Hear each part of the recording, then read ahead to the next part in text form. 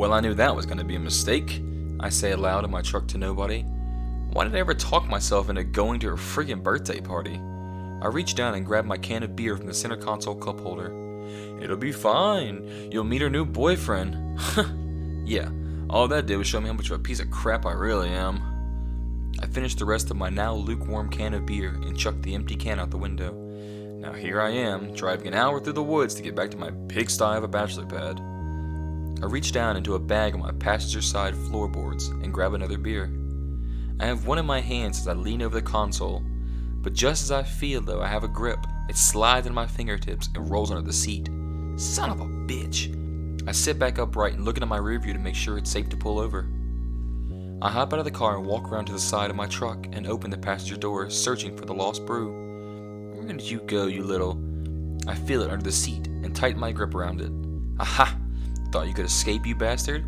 I crack open the fresh can and take a deserved sip from the frothy rim. A slightly shook-up drink never hurt nobody, I say as I walk to the rear of my truck and let down the tailgate. I take another sip as I look up at the moon. Well, I can see why she left me. Nice house out here in the woods with a sky like that would be enough for anybody. I lean back into the bed of my truck and hang my feet off as I rest the can on my chest. I was never enough, I guess. I reminisce about the last 2 years I spent with her.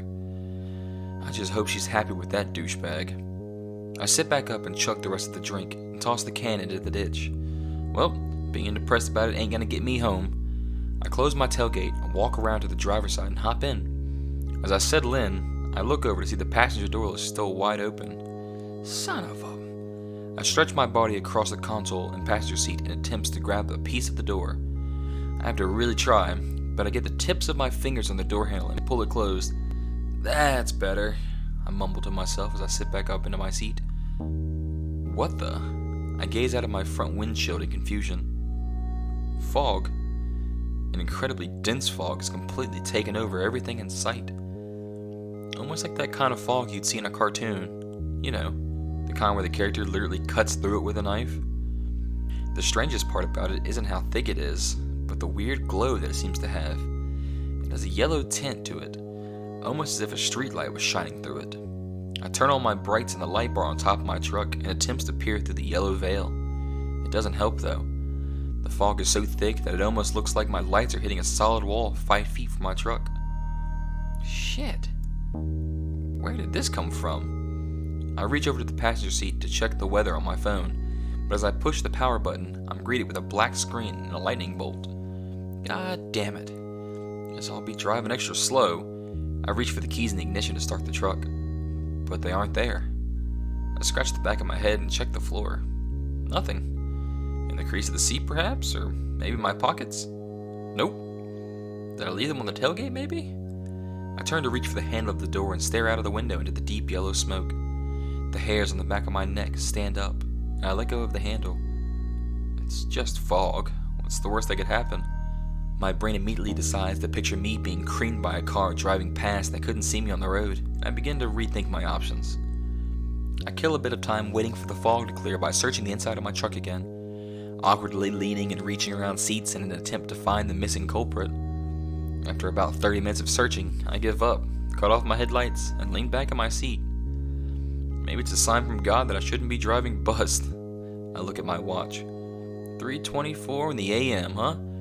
I can afford to get some rest and check around when the sun's up and this fog clears. I take my watch off and slide my seat back. A few hours and I'll be right on track. I shoot up from my seat and grab both hands onto the steering wheel, sweat dripping from my face. I don't even remember dozing off. I was having the most terrifying dream. It's over now, though. Back in the real world. I look out of the window to get a glimpse of the beautiful day, but there isn't one. It's still as dark as it was, and the fog almost seems thicker, only a few feet away from my vehicle. Damn, I must not have been asleep for long.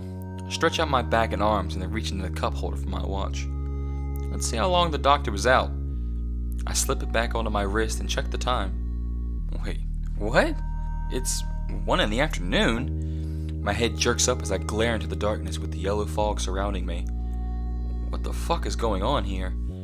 I hop out of the truck and stand in the road looking around in circles trying to see if I can make out anything. the sky, the trees, but it's all just fog. It's just me, the road, and my truck. I look on the ground around my truck in a panicked attempt to find my keys. I turn away from my truck and look down on the asphalt.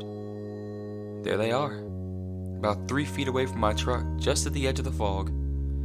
Oh, thank God. I begin walking over to pick them up, but stop just shy of them as I look into the solid yellow mass that slowly pulses and moves like a rippling lake. Don't be stupid, it's just fog. I barely even convince myself of that as I swiftly grab the keys, snagging them the same way a monkey would grab a fruit from your hand. I kiss the keys and thank the Lord. I turn around and get back in the truck, and as I do, the keys fall to the road. My truck isn't there. It's completely gone, and the only thing left is another wall of yellow fog. I can feel my heart pounding in my chest as my hands clench into fists. I don't understand. What's happening here? It feels as though it's getting harder to breathe. The walls seem like they're closing in on me. I gotta get out of here. Terror surges through my body. I begin to cry and tug at my head, ripping out hair. What the fuck is happening here? I can feel something snap in my brain, almost as if the terror and fear have just clicked off. I let go of my head and stand up straight as the idea hits me. This seems obvious. I suppose it was always obvious. I have to go into it. I take a few steps towards the fog and think about my decision for a second, as I slowly reach my hand out to feel the fog with my finger. It feels warm and dry, almost like smoke from a fire. A sudden rush of pain goes through my finger as I quickly pull it out and hold it tightly with my other hand. It felt as though I touched a hot stove from the top of a burning ember. I look at my finger and see that it's bright red. Jesus Christ, what's going on? I'm completely encased in the fog now.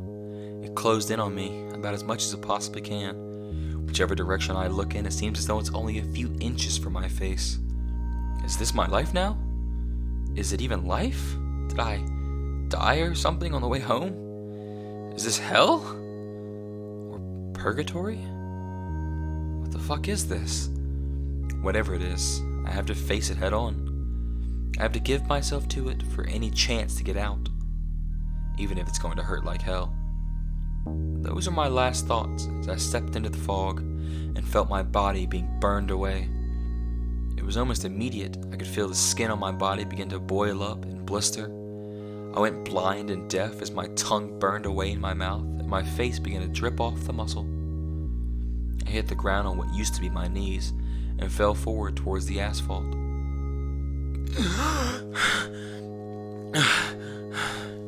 I shoot up from my seat and grab both hands onto the steering wheel, sweat dripping off my face.